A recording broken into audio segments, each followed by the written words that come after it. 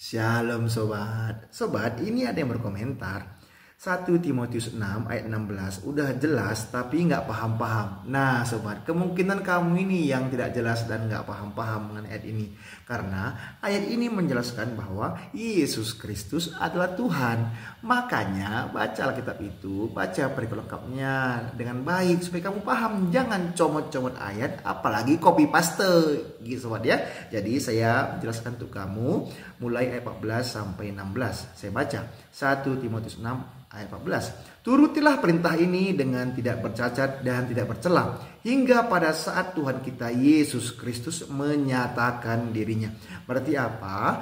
Ada waktu Tuhan Yesus Kristus menyatakan dirinya. Karena saat ini banyak orang yang belum mengenal Tuhan Yesus Kristus.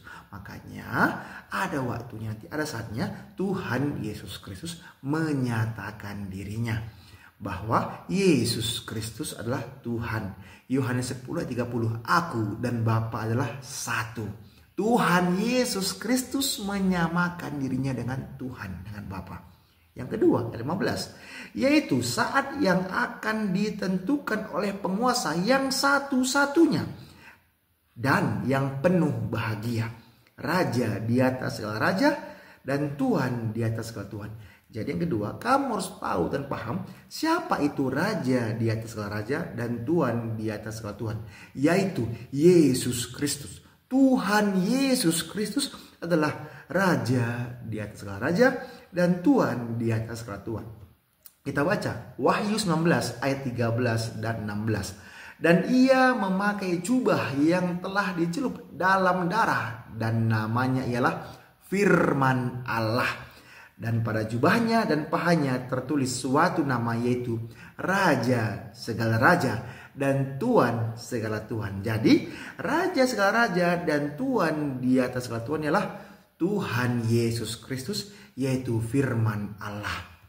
Kita baca Yohanes 1 ayat 1 dan 14. Pada mulanya adalah firman. Firman itu bersama-sama dengan Allah. Dan firman itu adalah Allah. Firman itu telah menjadi manusia dan diam di antara kita. Dan kita telah melihat kemuliaannya, yaitu kemuliaan yang diberikan kepadanya sebagai anak tunggal Bapa, penuh kasih karunia dan kebenaran. Jadi jelas sobat ya. Firman Allah itu ialah Tuhan Yesus Kristus yang adalah Raja di atas segala raja dan Tuhan di atas segala Tuhan. Dan kita baca lagi ayat 16 ya. Dialah satu-satunya yang tidak takluk kepada maut, bersemayam dalam terang yang tak terhampiri. Seorang pun tak pernah melihat dia, dan memang manusia tidak dapat melihat dia. Baginya lah hormat dan kuasa yang kekal. Amin. Jadi jelas bahwa Yesus Kristus mengalahkan maut, menaklukkan maut. Paham sobat? Nah, Tuhan Yesus Kristus menyerahkan nyawanya di atas kayu salib dan pada hari ketiga bangkit dari antara orang mati. Menjelaskan bahwa Yesus Kristus itu mengalahkan maut. Tidak takluk kepada maut, tetapi Tuhan Yesus Kristus mengalahkan maut, menaklukkan maut. Paham sobat? Jadi itulah bukti kuasa Tuhan Yesus Kristus mampu mengalahkan maut. Nah, makanya kami orang Kristen percaya kepada Tuhan yang benar, Tuhan yang hidup, yang mengalahkan maut. Itu iman kami, karena kami percaya kepada yang hidup, yang kekal. Paham? Nah, jadi seorang pun tak pernah melihat dia. Benar, Tuhan tidak bisa dilihat oleh manusia. Tetapi Tuhan Yesus Kristus menyatakan dirinya, mengambil rupa sebagai manusia. Saya baca Yohanes 1 ayat 18. Tidak seorang pun yang pernah melihat Allah, tetapi anak tunggal Allah yang ada di pangkuan Bapa, dialah yang menyatakan. Jadi apa? Tuhan Yesus Kristus itu mengambil rupa sebagai manusia, menunjukkan kuasanya datang dari surga ke dunia ini, mengambil rupa sebagai manusia untuk menyelamatkan semua orang yang berdosa yang percaya kepadanya.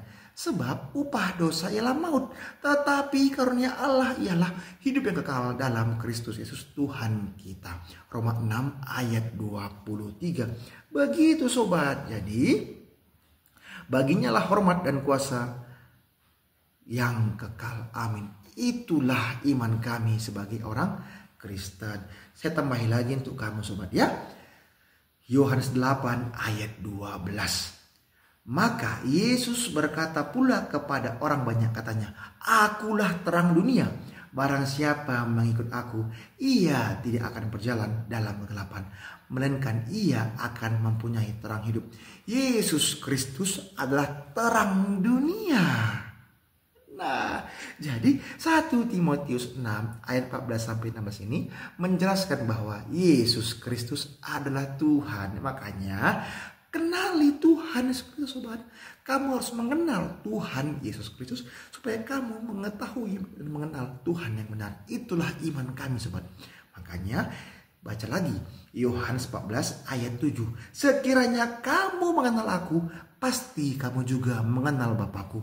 Sekarang ini kamu mengenal dia dan kamu telah melihat dia. Jadi jelas Tuhan Yesus Kristus menyamakan dirinya lah Tuhan. Menyamakan dirinya adalah Tuhan. Jadi jelas Yesus Kristus menyamakan dirinya dengan Bapa, dengan Tuhan. Karena apa? Karena Yesus Kristus adalah Tuhan. Jadi sobat, kalau kamu belum paham, belum jelas, ulangi lagi video ini dan baca ayat Alkitab yang saya sebutkan. Baca lengkapnya supaya kamu paham bahwa Yesus Kristus adalah Tuhan yang Maha Kasih, yang Maha Kuasa, yang menunjukkan kasihnya, menunjukkan kuasanya kepada semua orang yang percaya kepadanya. Oke sobat, itulah iman kami sebagai orang Kristen. Mohon maaf kalau salah kata. Semangat terus baca Alkitab. Tuhan berkati. Shalom.